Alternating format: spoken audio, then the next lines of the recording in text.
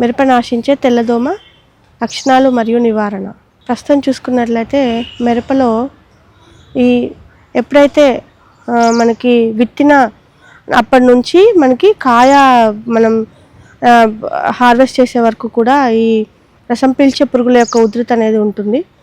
ముఖ్యంగా తెల్లదోమ అనేది బెట్ట వాతావరణ పరిస్థితులు, ఉష్ణోగ్రతలు అధికంగా ఉన్న సమయంలో ఈ చిల్లిని ఆశిస్తుంది. తల్లి మరియు పిల్ల రెక్కల పురుగులు కాయ యొక్క ఆకు కింద అడుగు భాగాన చేరి రసాన్ని పీల్చడం వల్ల ఆకు పై భాగాన ముడుచుకొని పోయి మనకి పడవ ఆకారంలో కనిపిస్తుంది.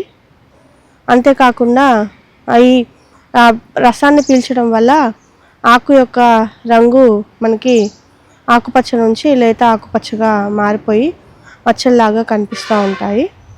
ఈ విధంగా ఉన్నటువంటి మొక్కల నుంచి వచ్చేటువంటి కాయలు ఒకవేళ ఏర్పడినా సరిగా ఎదగకుండా చిన్నగా ఉండిపోయి మొక్క కూడా గిడసబారిపోయి ఉంటుంది.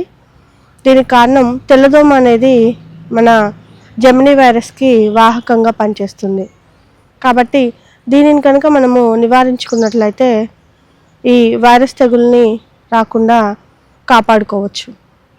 నివారణ: తెల్లదోమ యొక్క ఉధృతిని మనము నివారించుకోవడానికి మొక్కలు ప్రధాన పొలంలో నాటిన 30 రోజుల్లోపు మనము ఈ ఏదైతే ఫిప్రోనిల్ గ్రాన్యూల్స్ని వేసుకోవాలి. అంతేకాకుండా మనకి ఈ పసుపు రంగు జిగురు అట్టల్ని మనము ఎకరానికి 10 నుంచి 15 చొప్పున పెట్టుకొని తెల్లదోమ యొక్క ఉధృతి ఏ విధంగా ఉందన్నది గమనించుకోవాలి. ఆ తర్వాత మాత్రమే మనము ఈ పురుగు మందుల యొక్క పిచికారీ చేసుకున్నట్లయితే దీన్ని నివారించవచ్చును.